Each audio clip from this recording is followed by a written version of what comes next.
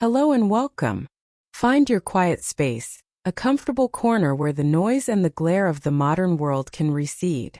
Let the rhythm of your day slow down, and prepare to journey with me into the shadows. Tonight, we are not exploring a haunted castle from a distant century or a forgotten battlefield on a foreign shore.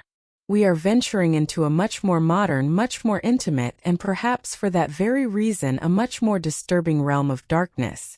We are pulling back the heavy, classified curtain on a period in recent history when the line between sober science and wild science fiction, between the imperatives of national security and the depths of profound paranoia, blurred into a terrifying state of non-existence.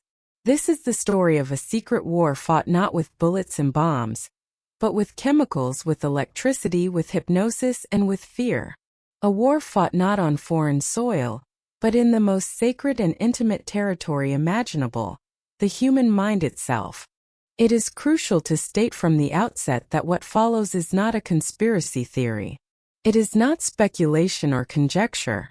It is a documented historical fact, a narrative painstakingly pieced together from thousands of pages of declassified government documents, from sworn congressional testimony given under penalty of perjury, and from the tragic, often fragmented stories of its victims. This is the true, verified, and deeply unsettling story of Project MKUltra, the Central Intelligence Agency's top-secret, illegal, and often monstrous program of mind control experiments, conducted for over 2 decades on its own unsuspecting citizens. It's a story that serves as a chilling reminder that sometimes, the most terrifying monsters are not creatures of fantasy or fiction, but are found within the quiet, carpeted bureaucratic halls of power, armed with government funding and a fervent belief that the ends justify any means. Our story begins not in a clandestine laboratory, but in the frozen, desolate landscape of the Korean War. The year is 1953. The brutal conflict is winding down, and American prisoners of war, who have endured years of harsh captivity, are being released. They are returning home, but something is profoundly wrong. These soldiers, these hardened American fighting men, are returning and publicly confessing to heinous war crimes they could not possibly have committed. They are denouncing their own country on camera, praising the virtues of communism, their voices often flat and robotic, their eyes distant and empty. The American public is shocked and confused. The American intelligence community, however, is terrified. They have a word for what they are witnessing, a word that would soon become a source of national obsession and paranoia. Brainwashing.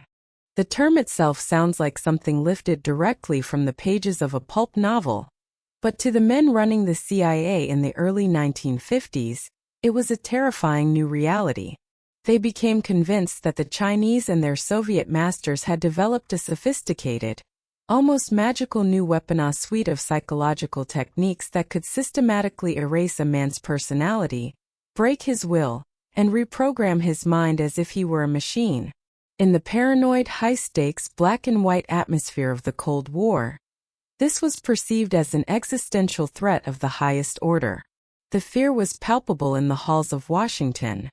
What if the communists could capture a high-ranking general, a diplomat, or even a presidential candidate, and turn them into a walking, talking puppet, a Trojan horse at the very heart of American democracy? What if they could create an army of sleeper agents, indistinguishable from ordinary citizens, ready to be activated by a coded phrase to carry out acts of sabotage or assassination? The director of Central Intelligence at the time was a man named Allen Dulles.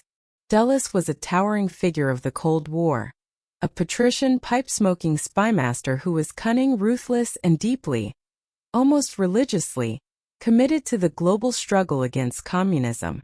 He saw the world in stark Manichaean terms: us versus them, freedom versus slavery, light versus darkness. Faced with the specter of communist brainwashing, Dulles believed that the United States had no choice but to fight fire with fire.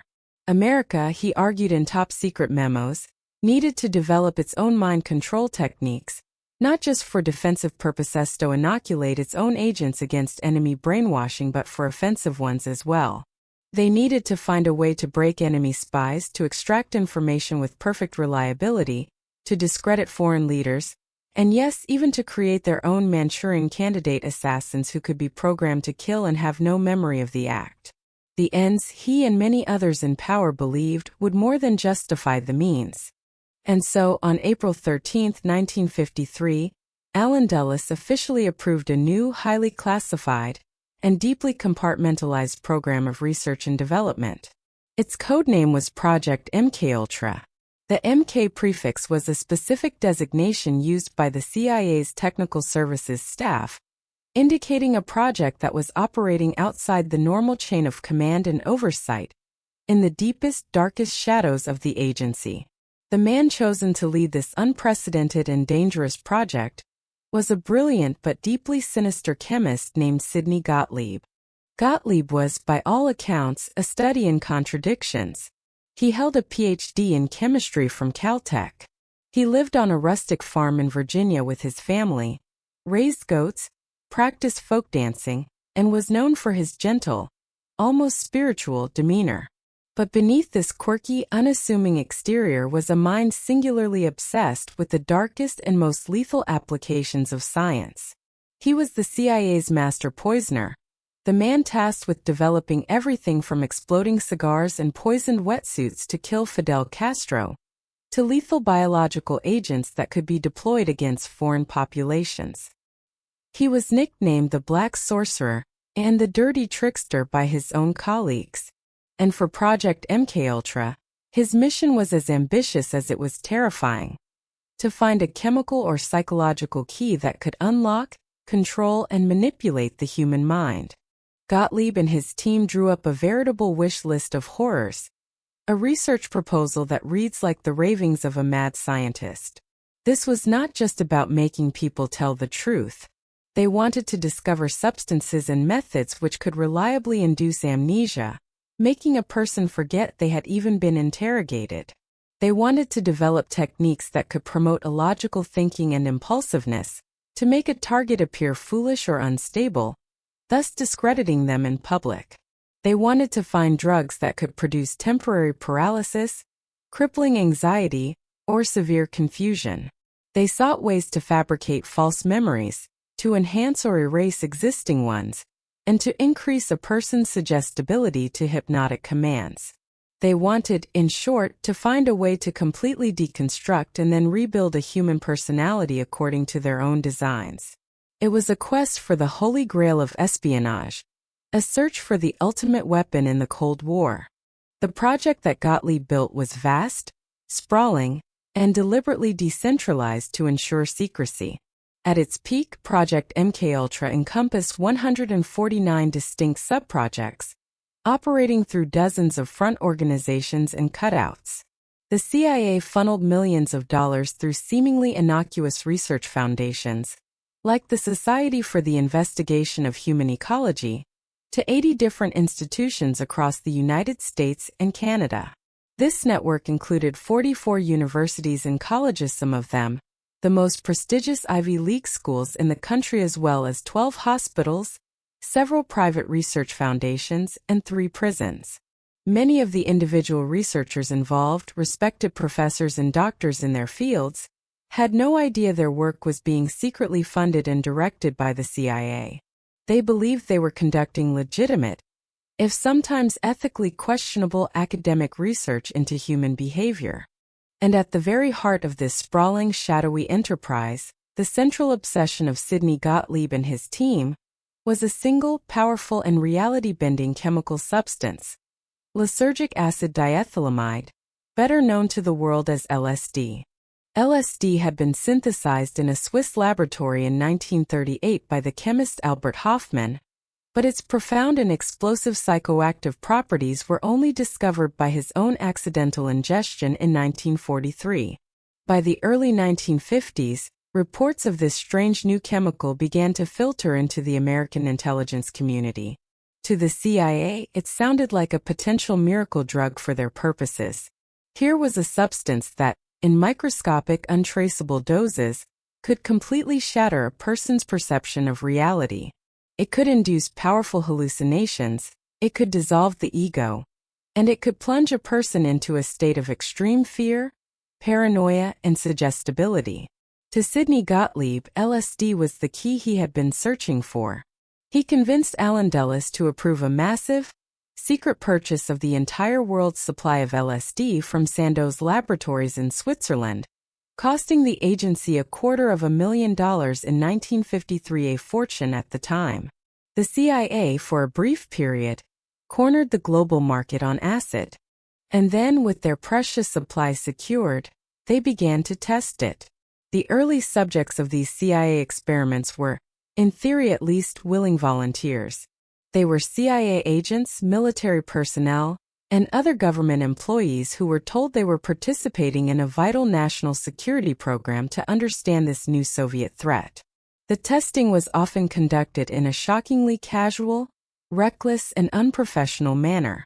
It was less like a scientific study and more like a twisted, psychedelic fraternity party. Agents would dose each other at office parties. They would slip LSD into a colleague's morning coffee to see what would happen, and then observe the results. The goal, they claimed, was to see if they could train their own agents to function while under the influence of the drug, to build up a tolerance. The results were predictably chaotic and dangerous. Tough, experienced intelligence officers would be reduced to giggling, helpless wrecks, unable to perform simple tasks. Others would be plunged into states of profound paranoia and terror, convinced their colleagues were foreign agents or that the world was ending. One of the most tragic and well-documented cases from this early internal phase of testing was that of Dr. Frank Olson. Olson was a brilliant Army biochemist who was working with the CIA's Special Operations Division on biological weapons research at Fort Detrick, Maryland. He was a man with the highest security clearances. In November of 1953, he attended a top-secret, multi-day retreat at a remote cabin at Deep Creek Lake, Maryland, with a group of his CIA and Army colleagues, including Sidney Gottlieb himself. At some point during this retreat, Gottlieb, without warning or consent, dosed a bottle of Cointreau liqueur with a significant amount of LSD and passed it around after dinner. Frank Olson, along with several other men, drank a glass. Over the next few days, Olson began to experience a severe and rapid psychotic break. He was plunged into a state of deep depression, anxiety, and paranoia. He was terrified by what had been done to him and what he had been involved in. He told his superiors he wanted to quit his job, that he had made a terrible mistake. The CIA, now deeply worried that a man with his level of security clearance was becoming unstable and might leak information, decided to send him to New York City for psychiatric treatment. The psychiatrist he was sent to was, in fact, a CIA-affiliated doctor named Harold Abramson, who was a key researcher in the MKUltra network. 1 week after being dosed with LSD, in the early hours of the morning of November 28, 1953, Frank Olson plunged to his death from the window of his 10th-floor hotel room at the Hotel Statler in Manhattan. The official story for over 2 decades was that he had suffered a nervous breakdown and committed suicide. His family never believed it. Years later, after Project MKUltra was exposed, evidence emerged, including a hotly contested internal CIA document, suggesting that Olson may have been eliminated by the CIA because he knew too much and was threatening to go public with information about the agency's use of biological weapons and the illegal LSD tests. In 1994, his body was exhumed, and a second autopsy showed evidence of a hematoma on his head that was inconsistent with a fall, suggesting he may have been knocked unconscious before being thrown from the window. The case of Frank Olson remains a dark, contested, and deeply disturbing chapter of the Project MKUltra saga, a story of an experiment that ended in either suicide or murder. The Olson case, however, did not slow Sidney Gottlieb down. It did not cause a moment of ethical reflection within the agency. On the contrary, it only convinced him that he needed to expand the testing beyond the walls of the CIA. He needed to see how LSD affected people who were not expecting it, people from all walks of life, people who could not fight back. And so began the darkest and most expansive phase of the project: the systematic, non-consensual testing on unwitting American and Canadian citizens. One of the most infamous of these operations was run out of a series of safe houses set up by the CIA in New York's Greenwich Village and in San Francisco. This particularly sordid subproject was given the codename Operation Midnight Climax. The CIA, through a frontman named George Hunter White, a federal narcotics agent, hired prostitutes and paid them to lure unsuspecting men back to these apartments. The apartments were elaborately staged. They were decorated like French bordellos, with pictures of can-can dancers and Toulouse-Lautrec posters on the walls. But the entire setup was a sham. The walls were fitted with two-way mirrors, the drinks were laced with drugs, and behind the mirrors, CIA agents sat with notepads and martinis, observing and recording every detail. The prostitutes would dose the men's drinks with LSD, and the agents would watch, taking copious notes on their reactions. They were studying the effects of the drug on human behavior, particularly its effects on sexual inhibitions and suggestibility, using sex and deception as their primary tools. The subjects of these experiments were a random cross-section of society: businessmen on a night out, sailors on shore leave, tourists, ordinary men looking for a good time. They had no idea they were human guinea pigs in a secret government experiment. They would suddenly find themselves plunged into a terrifying reality-bending trip, trapped in a strange room with people who were observing their every move. The psychological damage inflicted on these men is impossible to calculate. How many of them went home and suffered from terrifying flashbacks, debilitating anxiety, or lasting mental illness? We will never know. Their identities are lost to history, their suffering unrecorded and unacknowledged. But the safe houses were just one small, sordid part of a much larger operation. To get a wider range of data, the CIA also deliberately targeted the most vulnerable populations in society: people who couldn't fight back, people whose testimony would never be believed. They conducted extensive experiments on drug addicts at the Addiction Research Center in Lexington, Kentucky. In exchange for their drug of choice, usually heroin or morphine, these addicts would volunteer to be given high, often debilitating, doses of LSD for days, or even weeks on end. In one now infamous experiment, 7 men were kept on an acid trip for 77 consecutive days. The CIA wanted to see if they could use LSD to break a person's addiction, or perhaps to create new, more powerful addictions that could be used as leverage. They also conducted extensive experiments in prisons. In one particularly horrific series of tests, the notorious Boston mob boss James Whitey Bulger, who was then an inmate at a federal penitentiary in Atlanta, was a subject. He and other inmates were told they were participating in a top-secret medical program to find a cure for schizophrenia. In exchange for the promise of a reduced sentence, they were given daily doses of LSD for more than a year. Bulger later described the experience in his letters as a form of psychological torture, saying it drove him to the brink of insanity and left him with lifelong nightmares, paranoia, and a violent rage. He believed the experiments had depatented his mind. The relentless quest for mind control went far beyond just LSD. Project MKUltra was an enormous umbrella program for a vast and bizarre array of techniques aimed at controlling human behavior. They poured money into research on hypnosis, trying to see if they could create hypnotically induced amnesia or even program a person to carry out complex acts, including assassination, against their will and with no subsequent memory. To this end, they hired a famous stage magician and escapologist named John Mulholland to write a top-secret manual for them. The manual was a primer on the arts of sleight of hand and misdirection, hoping to teach their agents how to covertly administer drugs to people in public settings, how to slip a pill into a drink at a cocktail party, or apply a chemical to a person's skin in a crowded room. They delved into the dark world of sensory deprivation, building isolation tanks to see how the mind would react to a complete lack of external stimuli. They experimented with paralytic drugs, with powerful stimulants and depressants, and with electroshock therapy. They funded the research of a notorious and now infamous psychiatrist in Montreal, Canada, named Dr. D. Ewan Cameron. Cameron, working at the Allen Memorial Institute, developed a theory he called psychic driving and depatterning. He believed he could completely erase a mentally ill patient's mind and then rebuild it from scratch. His method was brutal.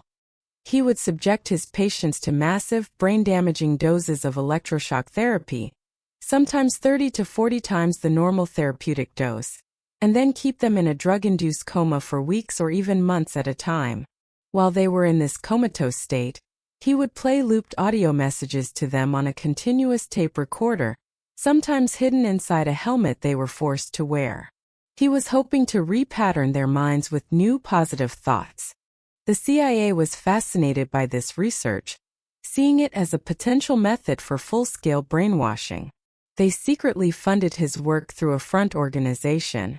The patients, many of whom had come to Dr. Cameron for relatively minor issues like anxiety, postpartum depression, or even just marital problems, were left with catastrophic brain damage. Many lost all of their memories, forgot how to speak, forgot who their own children were, and were reduced to a permanent infantile state. They were the unwitting civilian casualties in the CIA's secret war for the mind. The project also explored more esoteric and frankly bizarre methods. There were subprojects that researched ESP, psychic phenomena, telepathy, and remote viewing. They funded research into the use of black magic and occult rituals, hoping to find some psychological key to influencing human behavior through superstition and fear. They hired anthropologists to study how different indigenous cultures use psychoactive drugs and rituals in their spiritual practices. No stone, no matter how strange, unethical, or depraved, was left unturned in Sidney Gottlieb's relentless, obsessive quest for the ultimate tool of control. For over a decade, from 1953 to the mid-1960s, Project MKUltra operated in complete, absolute secrecy, a rogue state within a state accountable to no one. But by the late 1960s, the world was changing. The counterculture was in full swing, and LSD, the CIA's once secret weapon, had escaped the lab and was now the sacrament of a new rebellious generation. The agency began to realize that the drug was far too unpredictable, too chaotic, and too unreliable to be a useful tool for precision mind control. At the same time, a new CIA director, Richard Helms, who had been involved with the project from its early days, began to get nervous. He was acutely aware of the deeply illegal and unethical nature of the program. In 1973, with the Watergate scandal consuming Washington and the threat of congressional investigations looming, Helms gave a fateful and illegal order: destroy all records related to Project MKUltra. And so, a massive shredding operation began. CIA employees were ordered to go through the agency's archives and pull every file, every research note, every financial record, and every experimental report related to the project. Thousands upon thousands of pages of damning evidence were fed into shredders, turned into confetti, and then incinerated.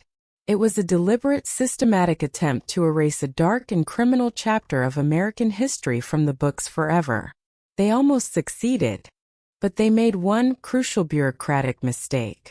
In the vast, sprawling archives of the government, a single box of financial records, about 20,000 pages worth, had been misfiled in the wrong department. These documents, mostly dry accounting ledgers and payment vouchers, survived the purge.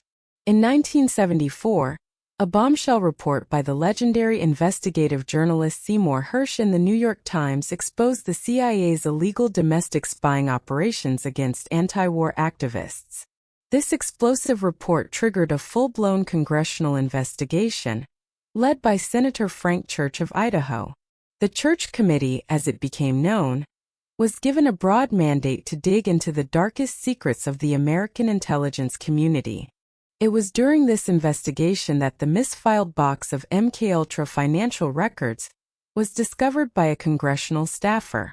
The documents were a roadmap to a lost world of secrets.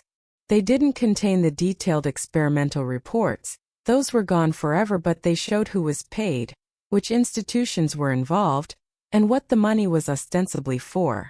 Using these dry financial records, the investigators were able to slowly, painstakingly piece together the vast, shadowy network of the project.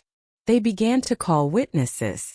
Reluctant former CIA agents, terrified victims who were finally brave enough to speak, and bewildered university researchers who had no idea who their real sponsors were brought before Congress to testify under oath. The story that emerged in those televised hearings in 1975 and 1976 shocked the nation and the world. The American public learned for the first time that their own government, the agency tasked with protecting them, had been conducting dangerous, non-consensual CIA experiments on them for 2 decades. The story of Frank Olson's death was re-examined, and his family finally received a presidential apology and a financial settlement. The sordid truth about Operation Midnight Climax came to light. The victims of Dr. Ewan Cameron's brutal experiments in Canada finally had a name for the secret force that had ruined their lives and the lives of their families. The final report of the Church Committee was a scathing, landmark indictment of the intelligence community. It concluded that Project MKUltra was a program of research and development to develop a capability in the covert use of biological and chemical materials. It detailed the use of unwitting subjects, the deaths, the lies, and the systematic cover-up.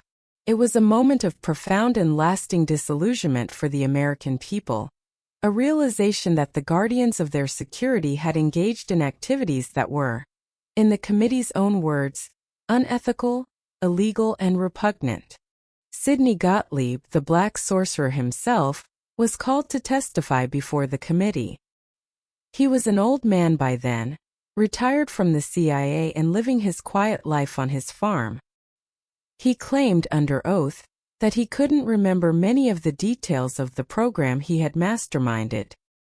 He expressed a kind of detached, philosophical regret for the project's successes, but he never took full personal or moral responsibility for the lives that were destroyed under his command.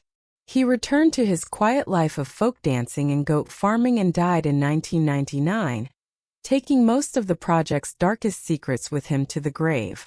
Because of Richard Helms's successful order to destroy the records, we will never know the full, true scope of Project MKUltra. How many people were dosed with LSD without their knowledge? How many lives were permanently damaged or destroyed? How many of the strange, unexplained deaths and suicides of that era might have a hidden tangential connection to the project's reckless experiments? We are left with a massive black hole in our own recent history, a void filled with speculation and the ghosts of unanswered questions. The legacy of Project MKUltra is long, complex, and deeply unsettling. On one hand, it is a powerful cautionary tale about the dangers of unchecked government power and the corrupting influence of absolute secrecy and existential fear. It stands as a stark, historical reminder of what can happen when a powerful government agency believes that the ends justify any and all means. On the other hand, it had a strange, profound, and entirely unintentional cultural impact. The CIA's secret obsession with LSD was, in large part, responsible for introducing the drug to a wider American audience. Figures like the writer Ken Kesey, who was a volunteer in early government-sponsored acid tests at Stanford University, went on to become a major figure in the psychedelic movement of the 1960s, a movement that the CIA would then spend millions of dollars trying to infiltrate and disrupt. In a supreme and beautiful historical irony, the CIA's quest to control the mind ended up fueling a counterculture that was dedicated to freeing it. But for the victims, there is no irony, only tragedy. People whose lives were shattered, whose minds were broken, whose trust was betrayed in the most profound way imaginable by their own government. Their stories are the true, lasting legacy of the project. And while for many years, the darker and more outlandish corners of this history were dismissed by some as a wild conspiracy theory, the declassified documents, the congressional reports, and the sworn testimony tell us otherwise. The truth in this case is far stranger, far more expansive, and far more disturbing than any fiction.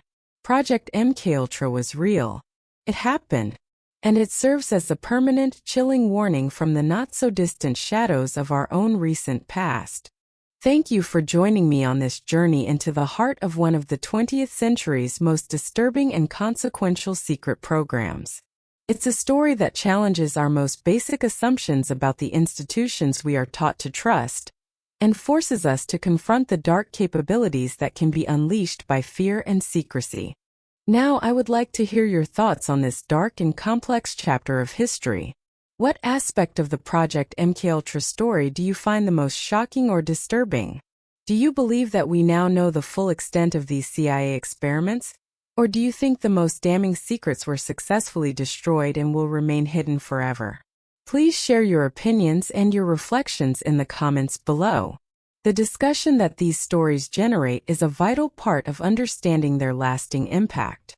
If you found this deep dive into a declassified secret history compelling, please consider showing your support by liking this video and subscribing to our channel for more explorations of the hidden, the forgotten, and the deeply strange corners of our world. And don't forget to click that notification bell, so you'll be the first to know when we once again decide to venture into the shadows. Until then, may your thoughts always be your own, and may your nights be peaceful.